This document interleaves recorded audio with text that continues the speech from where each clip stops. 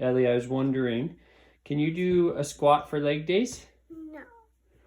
Please? No.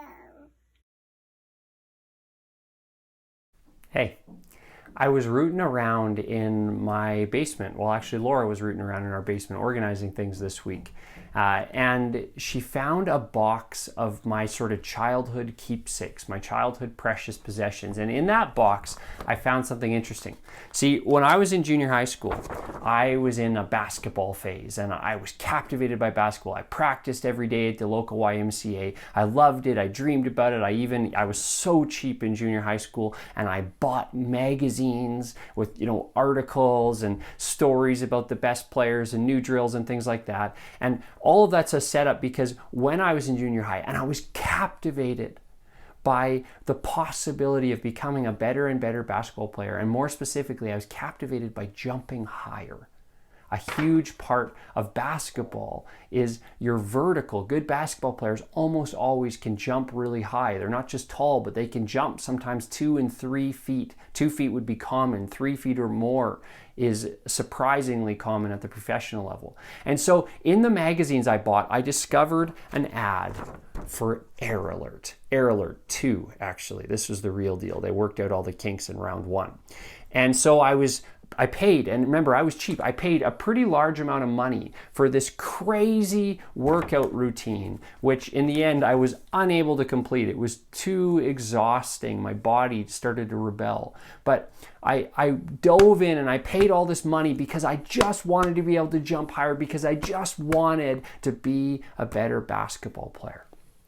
As we engage leg days, one way to think about it is this: you don't want to end up here. We've talked about how sometimes memorization and meditation and confession and obedience are neglected disciplines in Christian lives, and that we need to be about these things so that we don't end up with some kind of weird lopsided sort of spiritual physique. I know the metaphor breaks down.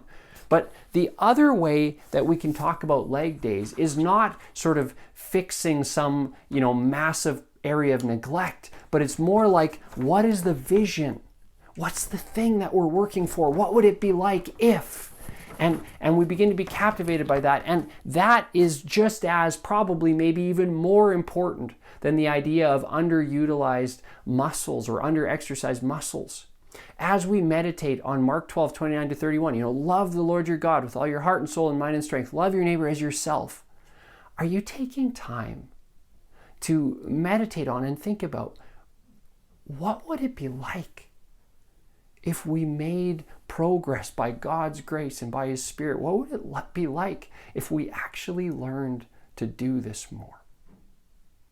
Love, as defined in the Bible, is not common. It's extraordinarily rare, and there's nobody for whom love comes easily to them. We think that. We think some people are more inherently loving. No. When you hold it up to a biblical rubric, nobody learns to love easily. We might start at slightly different places based on personality and temperament and gifting, but nobody learns to love like Jesus easily. It's not possible. The bar for love is incredibly high.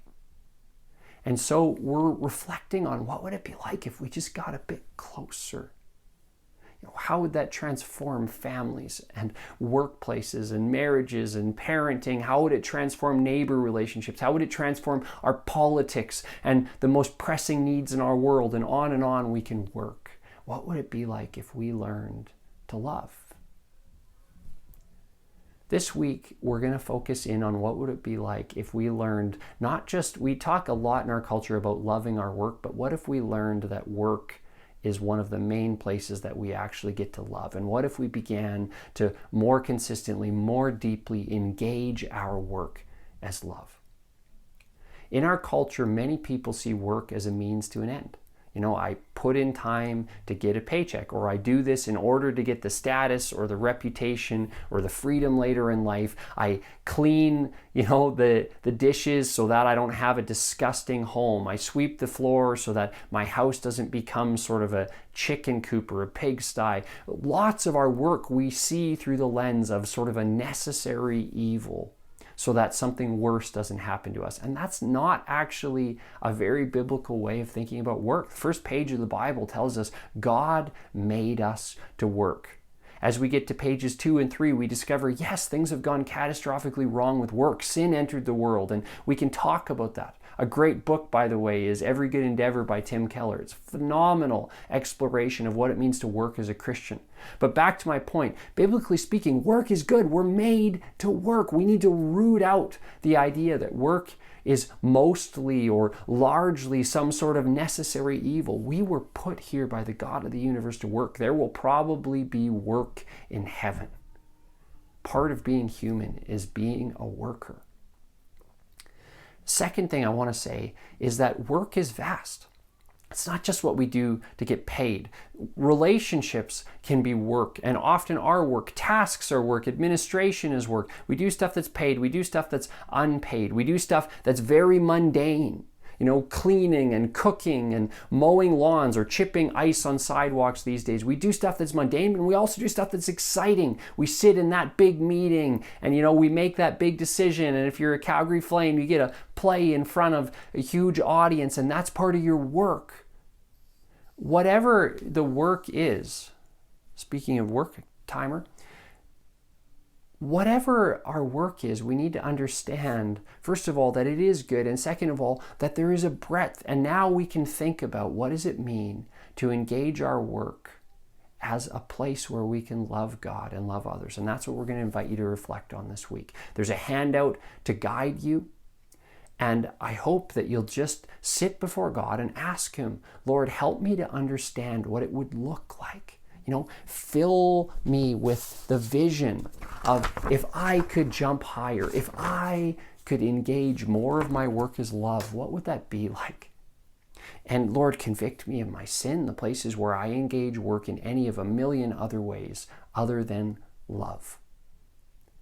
And Lord, lead me to tangible next steps. Maybe there's a way that you can remind yourself in a few of the meetings you go into, or as you're cooking dinner this week, or as you're chipping ice on the sidewalk, or as you're maintaining your health for the sake of the stewardship of your body. Maybe you can engage your work a little bit differently this week as you just meditate on, Lord, how can I do this? And what does it mean to do this as a means of love? And if I can leave you with one last thought, what if we grew in love? What if love became more common? Because it is not common. What if just a little bit more of the time we went into our work, not selfishly, but what if we went into it truly concerned, heart and mind and attitude and action? What if we went into our work looking at it as a place to serve God and neighbor? That's what we're looking at this week in Leg Days, week number 4. God bless. Like this.